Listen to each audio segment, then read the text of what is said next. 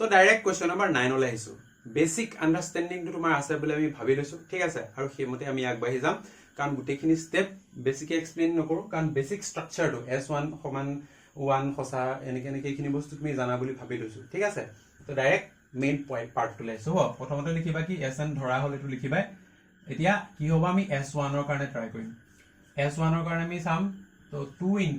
1 + 7 এটো কইলে কিমান পাবা 2 * 2 7 2 তোমাৰ 9 ঠিক আছে আৰু যেটো রাইট হ্যান্ড সাইড টুত কি লবা ইয়াত 1 পাতিবা +3 পাতিবা হোল স্কয়ার কইবা 3 1 4 4 4 গুণ 16 তো অবভিয়াসলি এই পার্টটো সৰু হৈ আছে এই পাৰ্টটো ডাঙৰ হৈ আছে তো এটাকে বা এনেকে লিখিব পাৰা যেহেতু 9 is less than 16 এটাকে S1 হসা ঠিক আছে এটো পার্ট আমি গম পাও হয় এটা নেক্সট তুলে হা কি লিখিবা ধৰা হল SK হসা SK টুক আমি হসা বুলি কম যাতে কি হয় যে তোমাৰ SK যাতে কি হয় 2K + 7 এই গুটেটো সৰু হয় কাটকে K + 3 হোল স্কয়াৰ কে ঠিক আছে নে এই কোৱেশ্চনটো সোৱা আমি এতিয়ালৈকে যিমান গিটা কৰি আহিছো তাতকে অকমান বেলেগ ঠিক আছে এতিয়া ইয়াক মই অকমান এক্সপান্ড কৰি লম কাৰণ মোক পিছত হেতু কামত আহিব হয় গতিকে ইয়াত কি লিখিম 2K + 7 less than K² + 3 * 6K + 3 3 * 9 ঠিক আছে হেতু থাওক ইয়াত এটা আৰু ইয়াত এটা স্টেপ এৰি দিছো কাৰণ এই স্টেপটো মোক পিছত লাগিব ঠিক আছে এইখিনি জায়গা অকমান এৰি থম ঠিক আছে এতিয়া সোৱা মই K যদি ভ্যালু পুট কৰিলো ইয়াৰ পিছৰ যেটো টাৰ্ম হ'ব বা ইয়াৰ পিছৰ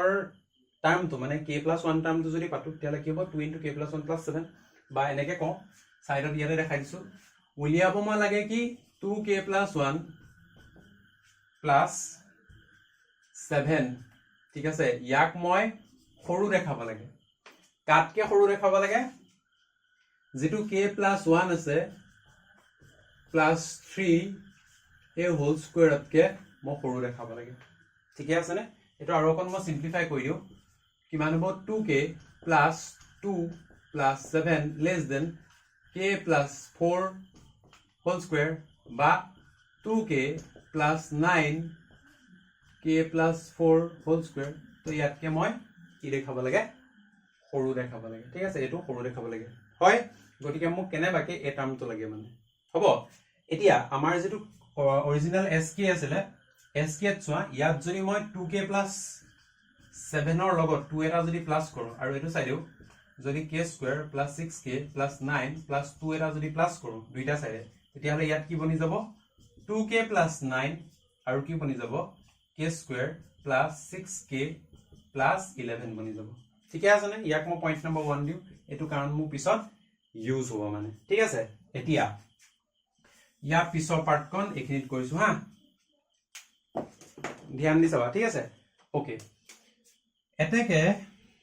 এতেকে মই কি লিখিম যে SK + 1 আৰু SK + 1 ৰ মই যিকোনো এটা সাইড লম ঠিক আছে যেটো তোমাৰ ৰাইট হ্যান্ড সাইড এই ৰাইট হ্যান্ড সাইডটো পা স্টাৰ্ট কৰিম ঠিক আছে এই ৰাইট হ্যান্ড সাইডটো পা স্টাৰ্ট কৰি কিবা কিবি কৰি পেলাই এই লেফট হ্যান্ড সাইডটো মই কিবা কি উলিয়াম মানে কেনেকে উলিয়াম হেতু পিছৰ কথা বাট হেতু আমি ট্ৰাই কৰিম মানে ঠিক আছে এতিয়া SK + 1 লিখি পেলাই মই যেটো ৰাইট হ্যান্ড সাইড আছে ৰাইট হ্যান্ড সাইডটো লিখিম কি যে K + 1 + 3 হোল স্কয়ার হ'ব ইয়াক হোল স্কয়ার কৰিলে কি পাবা K² পাবা সৰি K² নিলিখো এটো K + 4 হোল স্কয়ার লিখো তো গটিকে কি হ'ব K² + 4 গুণ 8K + 4 4 গুণ 16 ঠিক আছে এতিয়া সোৱা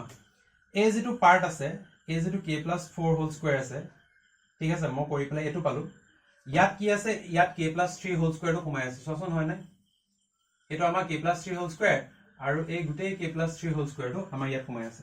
ঠিক আছে গটিকে মই মানে সেপাৰেট কৰি দিছো K² + 6K + 11 প্লাস কিমান থাকিব ইয়াত থাকিব তোমাৰ 2K আৰু ইয়াত কিমান থাকিব তোমাৰ ইয়াত কিমান থাকিব 11 গুছি আহিলে 5 থাকিব ঠিকে আছে না বাৰু বুজি পাইছো গতিকে অবভিয়াসলি কি হ'ব a পাৰ্টটো ডাঙৰ হ'ব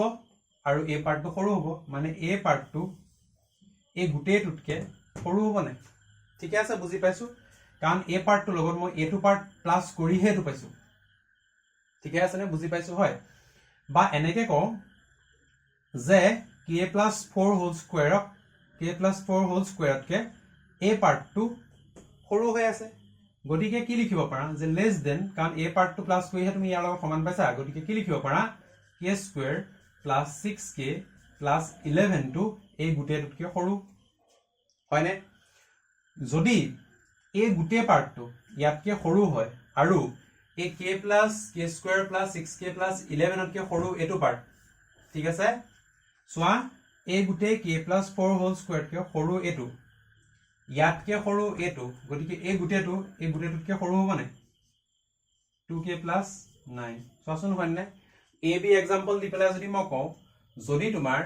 b টো c তকে সৰু হয় আৰু তোমাৰ b তকে সৰু a ঠিক আছে নে তেতিয়া হলে এই a টো c তকে সৰু নহব জানো ঠিক আছে বা চিনগিটা মই উল্টা কৰি পেলাই কৈছো ইয়াত ধৰা চিনগিটা উল্টা কৰি পেলাই কম ওকে সোয়া a যেটো b টো তোমাৰ b তকে সৰু a ঠিক আছে নে আৰু তোমাৰ c টো ডাঙৰ b টো সৰু গতিকে ইয়াৰ পৰা কি পাবা ইয়াৰ পৰা আলটিমেটলি এটোই পাবা যে a টো c তকে সৰু ঠিক আছে নে মিলাই চোন আমি আগত ইনইকুয়ালিটি যেতিয়া পঢ়িছিলো ক্লাস 9 ত তেতিয়াও এখিনি বস্তু আছিল হয় বুজি পাইছা এবাৰ ভ্যালু আউ যদি বেছি খেলিমেল লাগে এটা ভ্যালু পুট কৰি চাব পাৰা 1 2 3 4 এনেকে পাতি পেলাও চাব পাৰা মানে কৈ চাব পাৰা ঠিক আছে বাৰু তো এটো কিমান হৈ গল এটো হৈ গল 2k + 9 ঠিক আছে এই 2k + 9 টো মই ইয়াত উলিয়াই থৈছিলো 2k + 9 টো ভাঙি পেলাই কি মানে কিবা কৰিলে 2k এটো ভাঙি পেলাই মানে 2k + 9 পায় নহয় জানো গতিকে ইয়াৰ পৰা মইটো এটোটো ডেভেলপ কৰিব পাৰো হয় গতিকে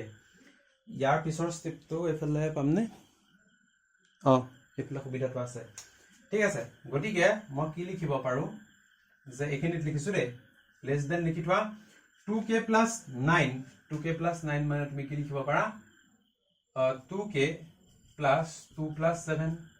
আৰু এটো মানে কি লিখিব পাৰা 2 * k + 1 + 7 ঠিক আছে নে মানে ইয়াৰ যেটো লেফট রাইট হ্যান্ড সাইড বা কি পালো লেফট হ্যান্ড সাইড তো পালো ঠিক আছে গতিকে কি লিখিব পাৰা মই এখিনিত লিখিছো এটাকে k * k + 1 + 3 হোল স্কয়াৰ এটো ডাঙৰ হ'ব আৰু কি হ'ব 2 * k + 1 + 7 টো কি সৰু হ'ব obviously আৰু ইয়াৰ পৰা কি লিখিব পাৰা a পাৰ্টটো এটো সাইডে লিখা 2 * k + 1 + 7 is less than k + 1 + 3 whole square ঠিক আছে না বুজি পাইছো তো আশা কৰো এই বস্তুটো তোমালোকে বুজি পাইছা তাৰছত লাষ্টত লিখিবা যে from the method of mathematical induction বা আৰোহণ সূত্ৰৰ পৰা আমি ক'ব পাৰো এক লাইন লিখিবা ৰে আৰোহণ সূত্ৰৰ পৰা আমি ক'ব পাৰো যে Sn সঁচা ঠিক আছে না তো এটো বুজি পাইছো যদি হয় কমেন্ট বক্সত জনাবা যদি নহয় তেতিয়াও আমাক জনাবা আমি ইয়াৰ আগৰ যিখিনি ভিডিও ইয়াৰ নেক্সট যিখিনি ভিডিও আহিব মানে সেইখিনি তোমালোকৰ হেল্পফুল হোৱাকে যদি মানে কিবা কনস্ট্ৰাকটিভ ফিডব্যাক থাকে যেটো আমি ধৰা চেঞ্জ কৰি পেলাই হেতু আমি আমাৰ ভিডিওত এপ্লাই কৰিব পাৰো হেতু তোমালোকে জনাবা ঠিক আছে বাকি হেয়াই আশা কৰো বস্তুটো বুজি পাইছা চাগে ইয়াৰ